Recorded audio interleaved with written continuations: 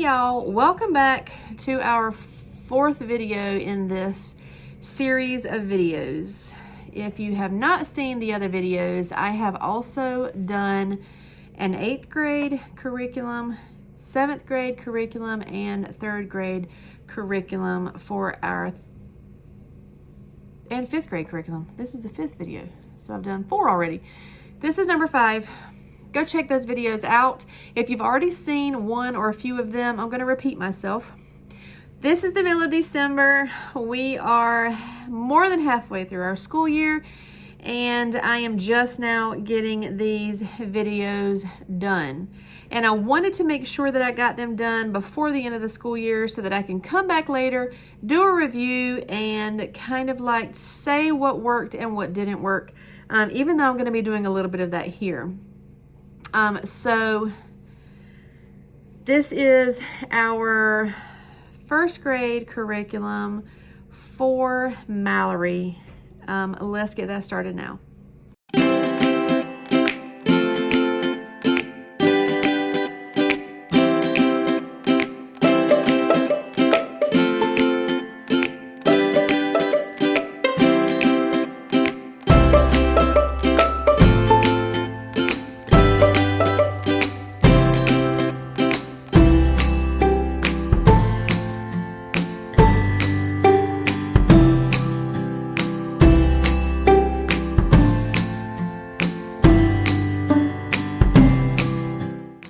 Okay, so let's get started with Mallory.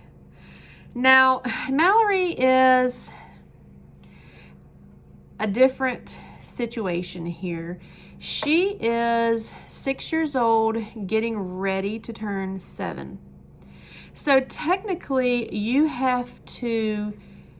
she would have started this year in 1st grade, but we started her a year early in school. So she is technically, by the time that we started, she is in 2nd grade. So just keep that in mind as we're going through this. At the beginning of the year, she started working through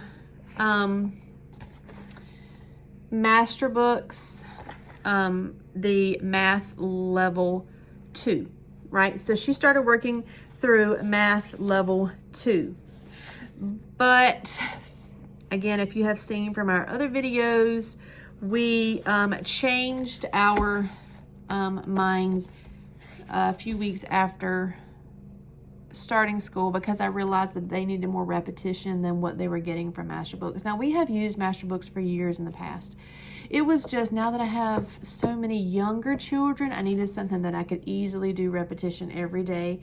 And because, I don't know, we just chose to do Abeka. We switched to Abeka for the repetition. But she did start the year doing math level 2. So she was in 2nd grade math according to master books. And so not technically in 2nd grade like in normal school ages, but in our school she was in 2nd grade. So that is how she started the year. But when we switched over and I was told that she should go down a level in math, she ended up doing arithmetic 1. Now she is doing really well with arithmetic 1, and it actually put her back on her level. So I'm pretty sure that we're just going to keep her going in this same path, because it's right where she would be if she were, with other students, and it seems to fit her very well. So at the moment, she is going to be sticking with Abeka. Right now, she's doing the arithmetic 1. So she will likely move into arithmetic 2. I don't plan on moving her back up a grade or anything like that. But we are in arithmetic 1 from Abeka. So this is what she's doing now. And as you see, I do still have the sheets like the other kids here set to the side for her to have a different look at math, extra worksheet, extra practice. I really appreciate the difference between, let me show you what I'm talking about. So in her Abeka book, let me see if I can find a page. when she is seeing these numbers. Now, let me also say that she is left-handed. So writing for her is a little bit difficult. But when you look in the book, you know, in the Abeka book, and you see the numbers at the bottom, they are like regular numbers that would be from a computer font. I do not enjoy this at all. So that's the only thing that I prefer or don't like about the Abeka curriculum, because that is, you know, much different than what Master Books does, which actually shows you the actual way that a number should be written. And because handwriting is already so difficult for the left-handed kids, I have kept these Master Books pages because I want them to be able to have practice in their math using regular style writing numbers. So that has been very important to me.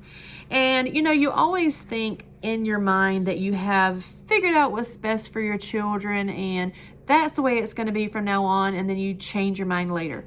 So like we switched to Abeka this year, and I was like, I know that it's going to give them the practice that they need, and I know that it's going to be the best choice for them, but for my left-handed kids, that font is a real issue.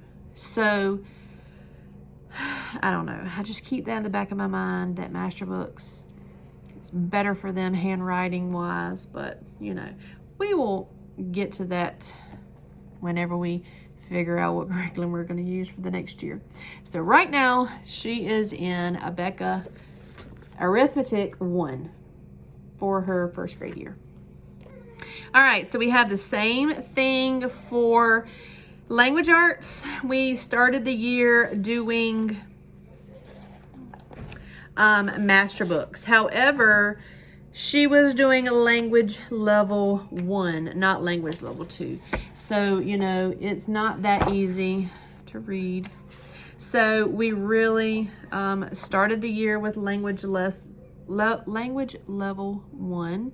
And so that's what she was working through. But when we switched over to Abeka, she went to the equivalent language 1. So right now she is doing the language 1, and it comes with her language book and her letters and phonics books. Now I have really enjoyed switching over because all 3 of my kids are using the same resources. So for kindergarten, first grade, and third grade, they are all using the same charts. They're using the same flashcards. They're using the same manipulatives to help them learn how to read. And that's just kept it easy for me to be able to keep up with them all kind of learning at or around the same level. It just makes our mornings so much faster and so much easier to get through. So I do still have the Master Books version of the language level 1 though for her. Again, the difference in the font from the language arts curriculum, they use actual letters as opposed to Abeka. I do not like that they do not use real handwritten letters. That just doesn't make any sense to me. So like, because Mallory is in first grade and she is a left-handed kid, when she writes, her hand is over whatever it is that she's looking at. And so especially when you have a G that looks like a printed G, right? So this right here looks like a printed G. That is not what a G looks like, but that is what she tries to write. And so that just aggravates me. That's just a personal preference. Nothing against Abeka. But anyway, that just makes it so much harder for her to learn how to write.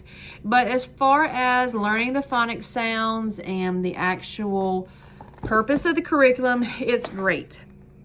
I do wish the flashcards were in a regular print.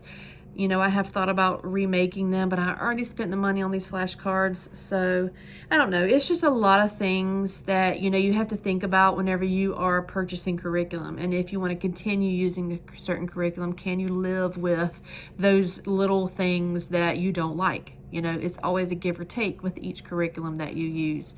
But right now, again, she is using Abeka every day, full time, the phonics 1 for first grade. So that's what she's doing.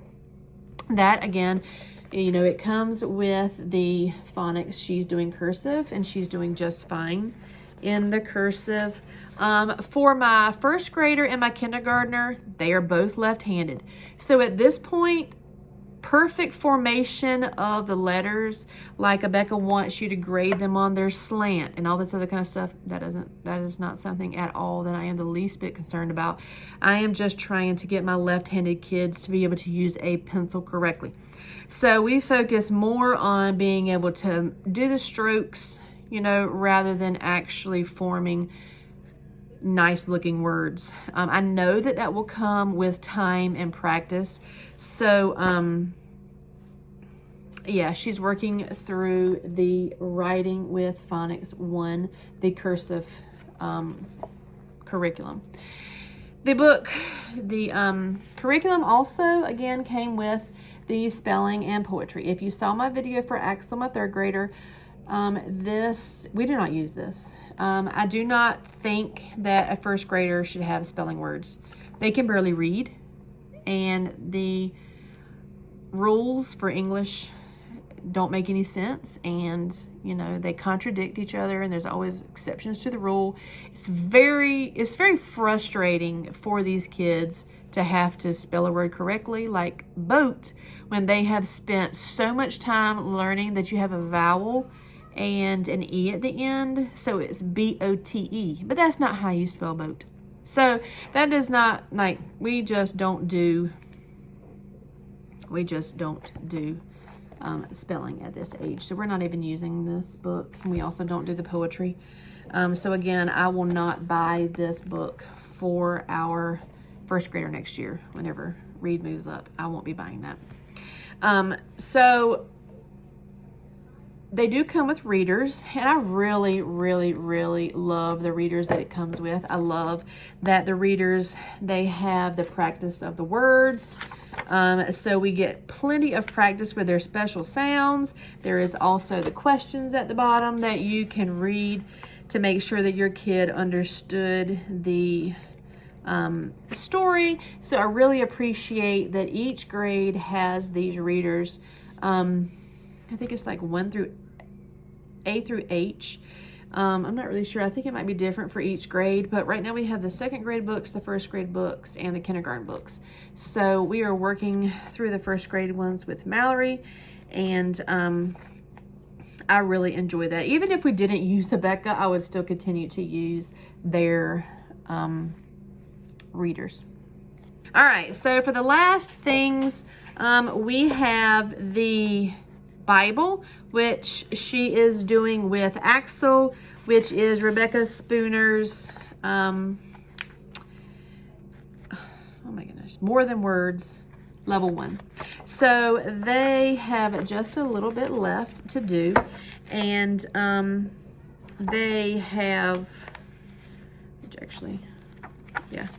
So they just have a little bit left to do before they get their certificate at the end, which says congratulations. Just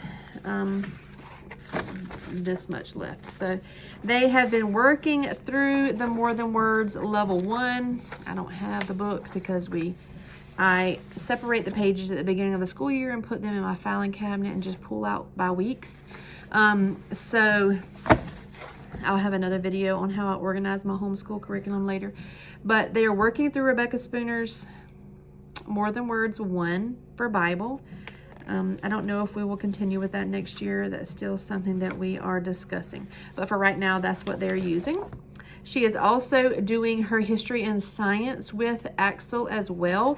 And they are using the My Story 1, and they only have a little bit left. But they are using the My Story one from Master Books.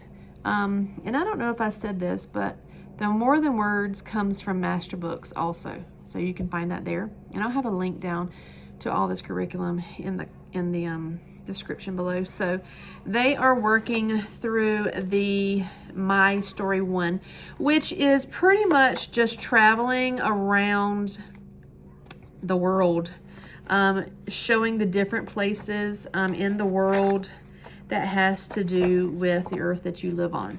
So right now we are going from island to island, and actually they're getting ready to talk about Fiji, Kiribati, the Marshall Islands, New Zealand, and we are actually getting ready to move out there to the Pacific, to Guam.